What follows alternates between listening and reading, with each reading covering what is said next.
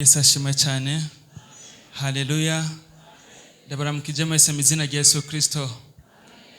Turi hano turiko tuvuga urukundo rw'Imana. Tumaze umunsi ugira gatanu turiko turibukanya urukundo rwa Kristo, urukundo rwatugize abo turi uno munsi, urukundo rwatumye yitanga. Tumaze igihe arivyo haba bavuga butumwa canke abaririmbyi arivyo bariko baratwibutsa kugira ngo tube mu mwanya mwiza wo kwibuka iyo twavuye, umwanya mwiza wo kwibuka ico turi n'ico twagizwe biturutse ku rukundo rwa Kristo. Kw'isi yose uno munsi bawita uwa gatanu mweranda, aho ari umunsi bibuka canke twibuka Yesu afatwa, ibibazo vyose yagize, abandi nabo mu batemwe do Jehova kirya kimenyetso canke birya vy'uruhimbi umengo babikoze no munsi. Uko vyogenda kose turi hano kugira ngo twibuke igikorwa kidasanzwe cabaye. Nanje sinje kure yaho, reka dusome amajambo tumaze imisi turiko turasoma. Mucete Paulo yandikiye Abanyefeso igice ca 3, turahera ku murongo wa 14 dushikane ku murongo wa 19. Abanyefeso igice ca 3 umurongo wa 14 turashikana ku murongo wa 19. Abavuga butumwa kuva ku munsi wa mbere bagiye baraca kuri no mirongo, na je niyo tugomba kuvuganako. Nico gituma mfukamira data wa twese, uwo imiryango yose yo mw'isi niyo dusubiremo. Nico gituma mfukamira data wa twese, uwo imiryango yose yo mw'isi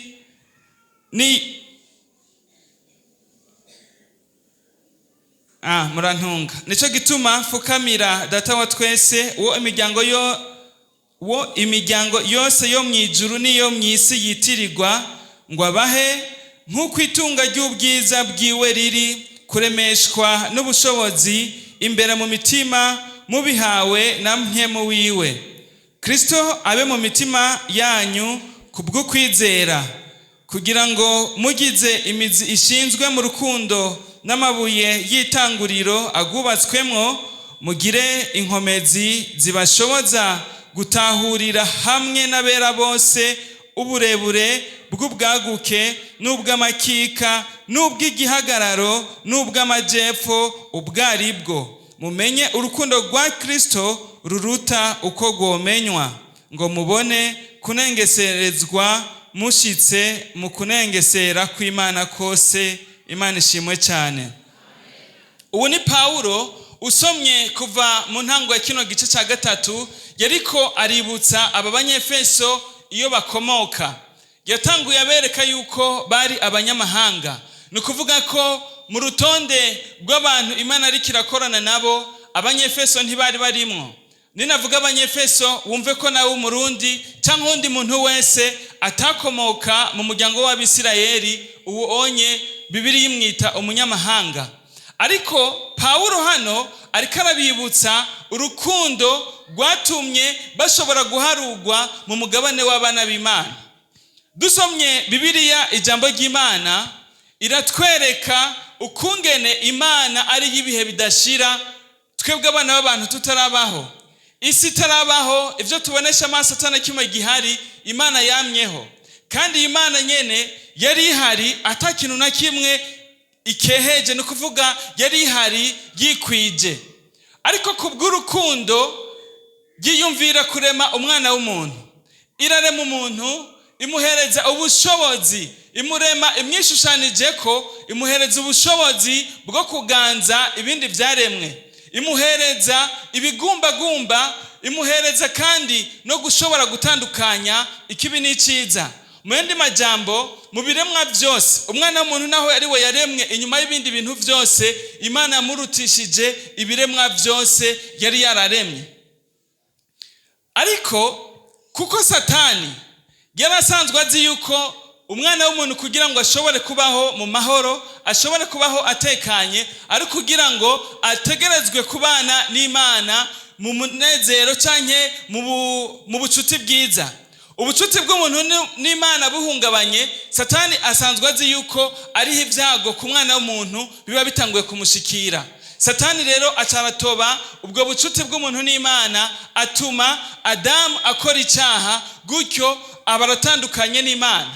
Ariko kubwa rwa rukundo Imana yakunze umwana w'umuntu kuva atararemwa, ntigwatumye ishobora kwirengagiza ibyabaye. Ariko Bibiri twereka ngo Imana yaraje ibaga igitungwa, ibaga igikoko, haseseka amaraso, Adamu na Eva barashobora kuronka urusato bashobora kwambara. Ariko kandi Imana icitanga isezerano y'umukiza azoza kugira ngo ubucuti bw'umuntu n'Imana busubire gukomera. Vyarabandanije, umugararize mu mwana w'umuntu urakura, ariko Imana iratoranya ihanga rya Isirayeli. Abo bamaze gutoranywa nabo nyene baca baherezwa ivyagezwe, harimo ivyo gutanga ibimazi, kugira ngo iyo umuntu acumuye ashobore gutanga ikimazi, ibikoko birapfa ku bwinshi bizira umwana w'umuntu. Aho umuntu ashobora kwibaza kubera ko Imana yakoze ivyo, igikoko ataco kizira akaba arico kiza gupfa, ariko umuntu yakoze icyaha akaja gutanga ico gikoko kugira ngo abandanye yidegemvya. Ndagomba ko tubananya twumva urukundo rw'Imana kungene rwagiye rugaragara kuri twebwe abana b'abantu. Naho vyabandanije gutyo, ibitungwa biratangwa ku bwinshi biriko birazira abana b'abantu, harageze aho Imana ivuga ati isezerano natanze nuko jewe n'umwana w'umuntu dusubira mu bucuti bufadika. Imana yamana nyene nababwira ko ari ibihe bidashira, yari ihari yikwije, atakintu na kimwe ikenye, atakintu na kimwe jewe nawe wituronderako, kuko nivyo dufise vyose niyo yaduhaye. Mwibuke yuko twebwe twaremwe ibi bintu vyose dushikamo tukabigariramwo, twaremwe tubisangaho. Mu ncamake nta kintu na kimwe jewe nawe Imana yaturonderako nk'inyungu, ariko vyose yabitegekwa canke yabisunikwa n'urukundo. Imana mu bugororotsi bwayo, mu cubahiro cyayo, iremera iraca bugufi, yambara umubiri w'umwana w'umuntu, aza, Imana iraza, Yesu Kristo avukira ahantu hakengeretse, n'umuntu no kwita w'umukene wo hanyuma y'abandi bose atokwifuza ko umwana we avukira. Ariko Imana iricisha bugufi, Yesu avukira mu ruhongore rw'inka, ahantu hari ibitungwa murazi kungene hameze. Yesu arakura, akurira mu muryango uciye bugufi. Vyari gushoboka ko avukira ibwami, ariko ivyo vyose yaravyirengagije, araca bugufi, ariko arondera jewe na wewe ukungene dushobora gusubirana mu bucuti n'Imana. Amaze gukura, imyaka 33 iheze, arabambwa. Iyo turiko turasoma no makuru mu ijambo ry'Imana, ndagomba yuko twisubizamo canke tugarukana kino gicapo. Bibiri tubwira ngo yarakubiswe, kandi aho nta kintu na kimwe cy'icyaha baronse bamwagiriza. Amanitse ku musaraba, vyari kuba vyoroshe naho bagomba kumwica, basi n'imiburiburi batume bamwambika n'imigozi mu kwaha, bamubohere ku giti kugira ngo ubureme canke ububabare bugabanuke. Ariko Bibiri yatubwira ngo yakubiswe imisumari mu biganza. Mwumve, mu kiganza kimwe hari umusumari, mu kindi kiganza hari umusumari. Amanitse mu kirere, ahantu na hamwe ho kwishimikiza ntaho yari afise. Mu birenge naho nyene batoboraho umusumari. Camubona uwo muntu amanitse mu kirere, ababaye hejuru agomba kwifadikiza mu maguru, naho nyene hari umusumari. Camubona uburemere canke poids yiwe yose igiye gufata muri ca gikomere kiri mu birenge. Hejuru bambe hefu hababaye, agasubira kigorora, agasanga n'ubundi hejuru nta butabazi hafise, ariko arababara gusa. Bibiri tubwira ngo yamanitswe ari kuzuba. Abakina amafilme naho bamutwereka yambaye akantu mengo ni cyahi canke pampers, ndavyite gutyo. Bibiri tubwira ngo yamanitswe atampuzu yambaye. Ndagomba ko tugarukana ico gicapo muri twebwe, tubone ukungene Kristo yapfuye azira ivyaha vyacu. Amara umwanya, amara amasaha amanitse kuri ya misumari, atahantu na hamwe afise asaganiriza. uriko urasoma kahise k'iki gihano cyo ku musaraba, abagitanguje bagiteguriye abantu babamenja, abantu babagarariji, mu ntumbero yo kwereka abantu bose ati umuntu yosubira gukora icyaha nk'iki igihanagere kuri we ni nk'iki. Yesu aharugwa nk'umuntu w'umugarariji, aharugwa nk'umuntu w'umumenja, ariko mwibuke ariko arazungurutswa imbere y'abacamanza bose, nta cyaha na kimwe baronse bamwagiriza, ariko ivyo vyose kwari kugira ngo agaragaze rwa rukundo akunda jewe nawe. Haleluya. Turahari, turi hano, turiko tuvuga urwo rukundo rwa Kristo. Ivyo twebwe abana b'abantu vyose twokora tuba tubifisemwo inyungu. Urukundo nkunda abana banje, urukundo nkunda umukenyezi wanje, harimwo inyungu ndabibonamwo, ariko mwumve ko Kristo, mwumve ko Imana ivyo vyose nta kintu na kimwe c'inyungu yari twitezeko, ariko kwari kugira ngo twebwe abasabagiye, twebwe abagiye kure, twebwe abagupfa rubi dushobore kuronka ukungene dushobora kwitwa abana b'Imana, hanyuma tuzobane nayo ibihe bidashira. Mumfashe tuyikomera amashi cyane.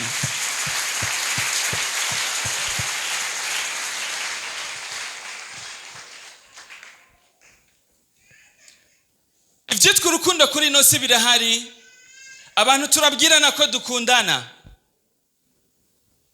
ariko uru rukundo rwacu twebwe abana b'abantu rwuzuyemwo guhemuka kwinshi cyane. Abubakanye barafise amasezerano babanza kubwirana ari babiri atawundi muntu abumva, haragera aho babishira ku mugaragaro, hakaboneka n'inzandiko bagasinya, haba muri leta canke imbere y'ishengero, mbere n'ivyabona bikabaho abantu bagasinya. Ariko ivyo vyose naho bimera gutyo, ntikibuza yuko umwe muri bo ashobora kwisanga ariko ararizwa n'ubuhemu bwa wa muntu yamubwira ko amukunda. Abana turabakunda nabo bakadukunda, ariko ni kenshi dusanga twabarijije, ni kenshi dusanga abavyeyi bariko baratuntuzwa n'abana babo, babandi bahora bababwira ngo muvyeyi ndagukunda, ariko ikindi gihe tugasanga umuvyeyi aratuntuye, umuvyeyi agatangura kwicuza n'icyatumye ashobora kuvyara n'uwo mwana. Ahandi naho ugasanga ububegito bw'abavyeyi buriko buratuma abana bo kwifuza ati iyo abavyashoboka nari kuvukira mu rundi rugo singira umuvyeyi ameze nk'uyu.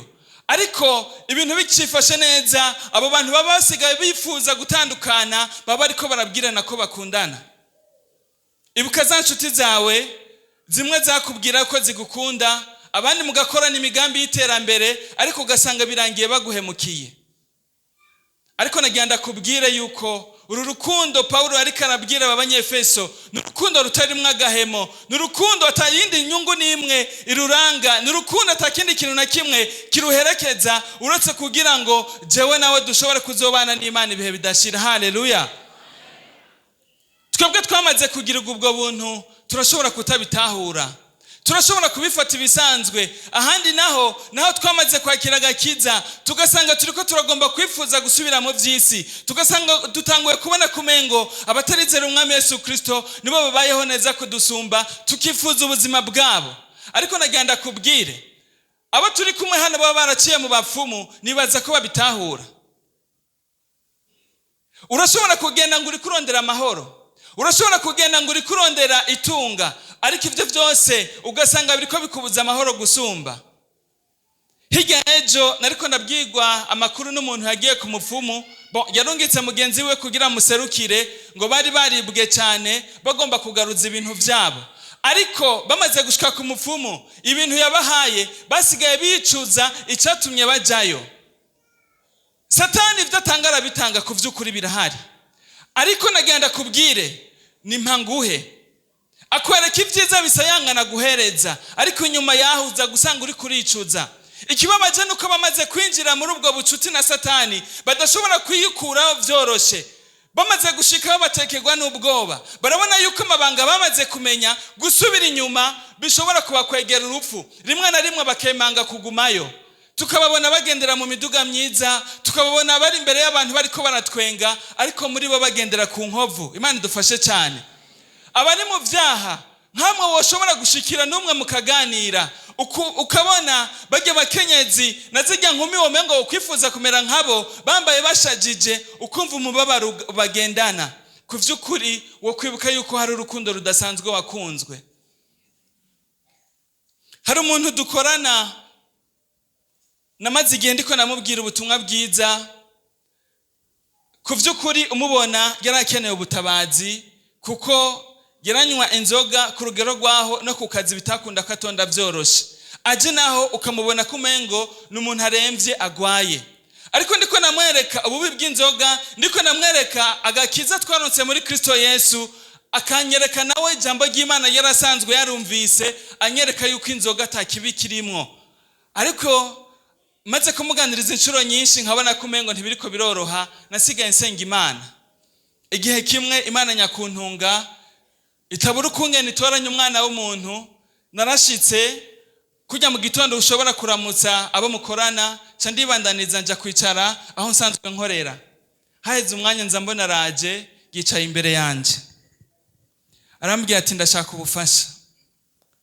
Nibaza ko agomba amafaranga, ariko ambwira ati ku vy'ukuri ndarushe, ndashaka umuntu ansengera, ndashaka umuntu afasha kugira ngo andongorere mu vy'agakiza, ndarushe gose. Imana ishimwe cyane.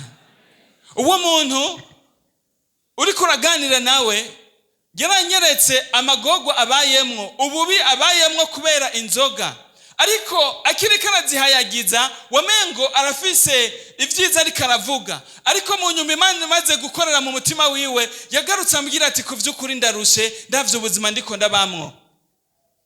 Iyo turiko turagenderera muri inzira y'agakiza, amafaranga twayarondera ntaboneke vyoroshe, imiryango igahungabana, abantu bakaduhemukira, ingwara zikadusatira, ibibazo bikatugwirirako. Hari igihe twokwibaza ati mbega urukundo turiko turabwirwa, cyangwa urukundo twabwiwe, cyangwa natwe bwe twigishije abandi, urukundo rw'Imana mbega bite vyago? Ijambo ry'Imana riratwemeza yuko iyo turiko turasaba ico tugomba cyose Imana ikiduhereza. Ariko rimwe na rimwe ivyo turiko turasaba hakubona nyinshi, ibibazo bikaba ari byo bigenda vyongeranya kuri twebwe. Akenshi tugateba twibaza ati ku vy'ukuri Imana yaraduhemukiye, nkuko Yesu yabitubwiye muri ya ntahe yiwe aho yarasigaye amenga afitaniye amatati n'Imana. Burasenze kenshi kuva ku munsi wa mbere turiko turabwirwa urukundo rw'Imana, turiko turasenga mu masengesho menshi, no kwisonzesha kuriko kurajamwo. Ushobora kuba wabitangwa imbere yuko nino ndwitangura, urafise ikintu uri kurasengera, urafise ikintu kiguhanze, ariko no gupfa bimwe biriko birapfa, ivyizigiro vyo kubona ivyo biriko biragenda neza ntavyo ugifise. Ahandi naho gateba ukibaza ati bwa bundi bimwe nigishwa nkigisha abandi, ndashobora gusanga narihenze atari ivyo. Ivyo nibihe bishika ku mwana w'umuntu, ivyo nibihe bishika iyo turi kuri inosi.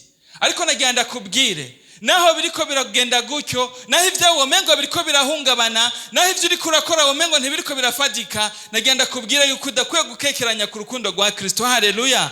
Imana iragukunda, kandi urukundo igukunda rurarengeye ivyo tubona hano kwisi. Urukundo igukunda rurarengeye amafaranga dukeneye kuri nosi. Urukundo igukunda rurarengeye amagara meza twifuza turi muri buno bugingo. Urukundo igukunda rurarengeye urya mwana uri kurasenga, uri kurasaba haheze kitari gito mu muryango mutararonka. Urukundo igukunda rurarengeye mbere wanashima ivyo uri kurasaba, kuko Imana irazi yuko hano kwisi turi mu bibazo, ariko urukundo rwayo Imana yaraciye inzira biciye muri Kristo Yesu kugira ngo tuzoshobore kuba ibihe bidashira, turi mu mahoro, mu munezero w'ibihe bidashira. Dukomere Kristo amashi menshi cyane.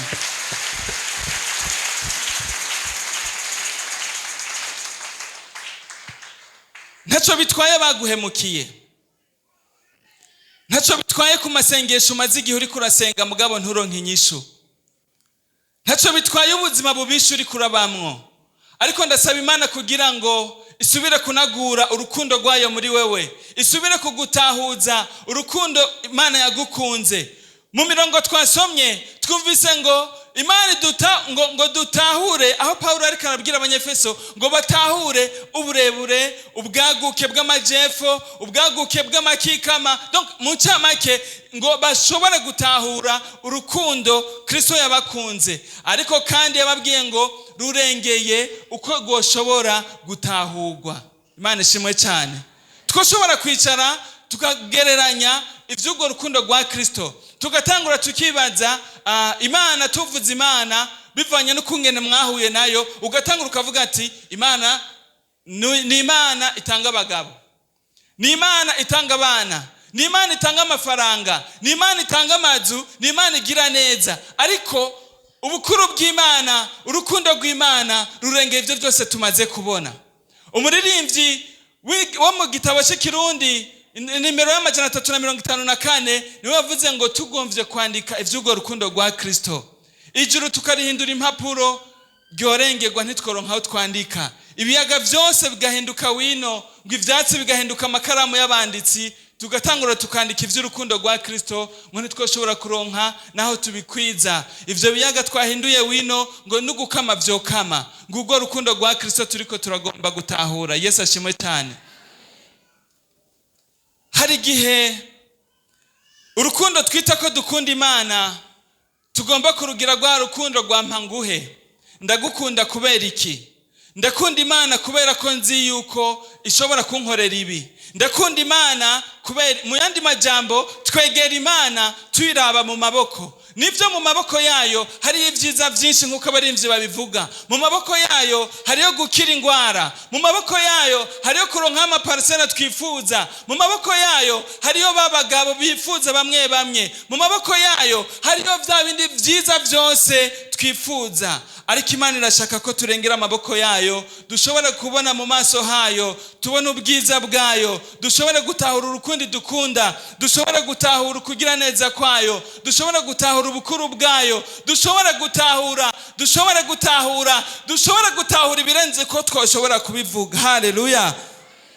Ndasaba Imana kugira ngo ushobore kudutahuza urukundo rwayo, turengere uburibwe dufise mu mibiri, turengere ibibazo bidukikuje, ariko tuvuga tuti Mana warakoze kudukunda tutarabaho, Mana warakoze kudukunda tutakuzi, Mana warakoze kudukunda atakintu na kimwe turonderako, Mana warakoze, Mana warakoze. Ariko munsi y'irya mirongo twasomye, ni kuvuga mu Banyefeso igice cya 3:20, naho haraza hatwereka urundi rukundo canke iyindi dimension y'urukundo rwa Kristo.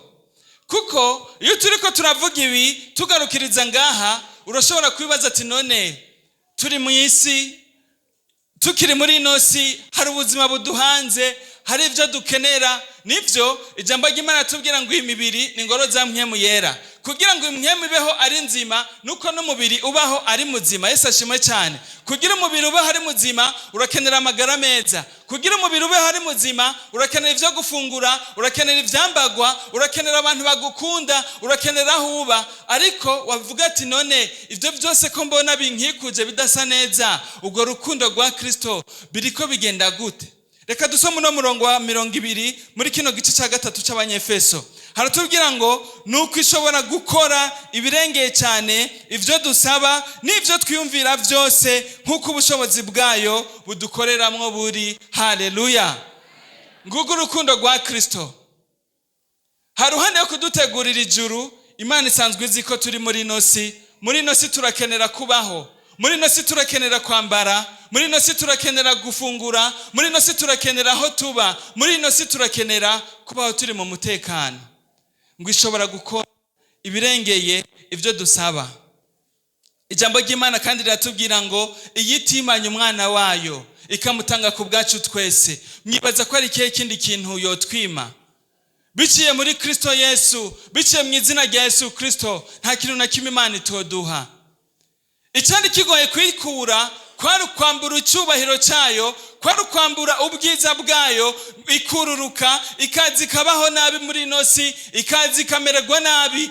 Yesu akaza agacungura abantu biciye ku mubabaro ku musaraba. Ico nico cyari ikintu kigoye cya mbere, ariko kwico yashoboye kugikora. Na ya mafaranga dukeneye arashobora kuyaduhereza. Haleluya. Ya mahoro dukeneye mu miryango yacu arashobora kuyaduhereza. za ngwara tugendana arashoboye kuzidukiza, kwa kurenganywa turiko turabamo muri ino si arashoboye kudutabara, vya bintu vyacu biriko birahungabana arashobora kubihagarika bigahagarara, tugasigara tuvuga ati nukuri Imana ni nziza, twarabonye Imana. Abaririmbyi nabo bakavuga ati nukuri Imana irakundana, narayibonye. Yesu ashimwe cyane. Hari igihe Satani atwuzuza ku mubabaro w'ivy'isi, akatwereka uburemere bw'ibyo tugendana, akenshi tukibagira ingene twagendanye n'Imana, akenshi tukibagira ukungene Imana yadutabaye igihugu cyacu kiri mu ntambara tudashobora kuvuga ubukuru bw'Imana twisanzuye, akenshi tukibagira ukungene Imana yatugaburiye twari turi mu bihe tudashobora gufungura, tukibagira kandi ukungene Imana yadutoranije. Bamwe nka jewe natanguye kwambara ikamba mbiri ndigeze mu mwaka wa 3, ariko umushobora kwambara n'ikirato, nahura n'ikibazo nkibagira ivy'Imana yakoze muri kahise. Nico kimwe na wewe, ariko ndagomba ngo uru rukundo rwa Kristo rwame rutwibutsa ivy'Imana yakoze muri kahise, bitume twoyizigirako no kuri bibindi turiko turabona bitifashe neza.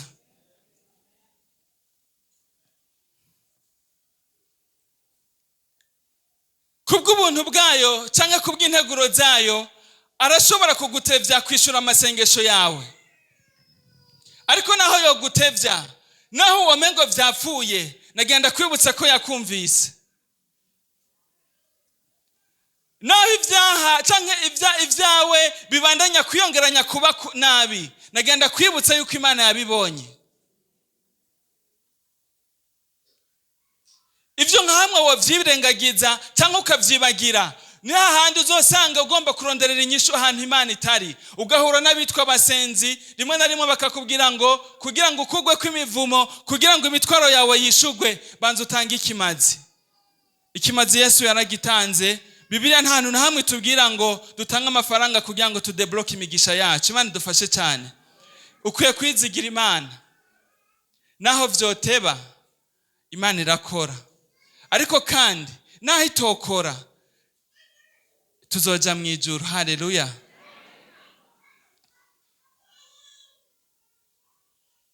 Iyi si irakenye urukundo rwose.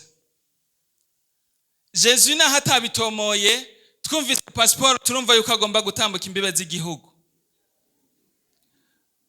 Hariya turiko turaja, hariya twifuza twese kuja, kuko tubona kumengo ivy'ubuzima bwa misi yose vyifashe neza. Umuntu ashobora kuronka amafaranga, umuntu ashobora kuronka ivyo gufungura, umuntu yagwaye arashobora kwivuza bitagoranye. Nagenda babwira yuko uko bakenya urukundo. Mworaba ibitigiri vy'abantu biyahurira muri ivyo bihugu twese twifuza kujamwo biri hejuru cyane. Sigomba kubabuza kujayo, ariko nagamba ndabereke yuko kuronka ivyo muri ino si twirengagije urukundo rwa Kristo, amaherezo no kwiyahura. Biragoye gutahura ukungene umuntu ashobora kuba afise amamiliyaridi menshi, umuntu ashobora kuba afise y'amazu maremare twifuza twese, umuntu ashobora kuba agendera mu nzu nziza, mu modoka nziza, ugasanga harageze ikindi gihe ariyahuye. Ivyo wobisigura gute? Amahoro dufise mu mutima kubw'urukundo rwa Kristo nico kintu ca mbere twese tukwiye kuharanira. Haleluya. Ariko kandi tukiri muri ino si, n'ivyo bindi vyose vyo kudushigikira, Imana irazi ko tubikeneye, mbere wanashima n'iryo sengesho tugomba gusengera. Tutarasengera imitwaro twahawe uno munsi, ibi vy'urukundo rwa Kristo urashobora kuba umaze kuvyumva igihe kirekire. Nuno munsi waje uriko uravyumva, waririmbye, wasenze, urafise ivy'Imana uriko urayisaba, ariko ku vy'ukuri wasuzuma ubuzima bwawe ugasanga nta munsi n'umwe urahereza agaciro runo rukundo ngo wakire Kristo mu mutima wawe, akuganze, akubera umwami, aguhereze uburenganzira bwo kuzobana nawe mu gihugu cyo mwijuru. Ukahora uvyumva gutyo gusa. Ntaco bitwaye naho wowe baravukiye mu rugo rw'abana b'Imana, ugasanga wakuriye muri Sunday school, ukisanga ugeze no mu bikorwa vy'Imana, ariko utarizera umwami Yesu. Nagomba ngo abari wewe wa mbere utangura guhaguruka kugira ngo dusenge. Kuko naho twosengera amafaranga tugomba kurondera, naho twosengera ibibazo byose dufise inyishu zikaboneka, amaherezo nayahe? Kuko naho twobironka iyo tuja saha anye, aha tuhaca turengana, iyo tuja ibihe bidashira ni mu gihugu cyo mwijuru. Namba turi kumwe ku vy'ukuri wumva utarizera umwami Yesu, numva ari wowe twohera ko muri kano kanya kugira ngo tugusengere. uwo turi kumwe wese ari hano atarakira Kristo, ndagomba ngo aduze ikiganza kugira ngo tumusengere. Ntaco bitwaye amaso y'abana b'abantu, ariko iyo uri kurahunga gukebuka uraba inyuma ntibijamwo. Ariko iyo turiko turaja ni mwijuru, mbega nawe uranditswe mu gitigiri cy'abana b'Imana. Kubw'impamvu zitandukanye, kumbure ni kubera ko amasengesho yawe atishuwe vyihuse, birashika nawe ivy'Imana ukaba warabitaye, ugasubira inyuma, ukumva kumengo warahemukiwe, ukumva n'ivy'Imana ntaco bikimaze muri wewe, ugasanga warasubiye inyuma. Ndakwinginze kugira ngo nawe uhaguruke, kugira ngo dusenge Imana inagura urukundo rwayo mu mutima wawe. Haleluya. Abaririmbyi bashike hano. Uwo twoba turi kumwe yumva yo kwakira umwami Yesu, canke yumva yo garuka mu nzira y'agakiza, canke yumva yarahemukiwe ariko ashaka isengesho rimufasha kugira ngo asubire kunagura ubucuti bwiwe n'Imana, yova hasi kugira ngo tumusengere.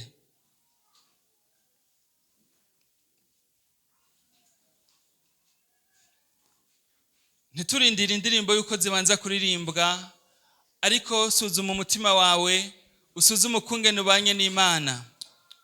Ugasanga hari isengesho ukeneye, wova hasi kugira ngo dusenge Imana.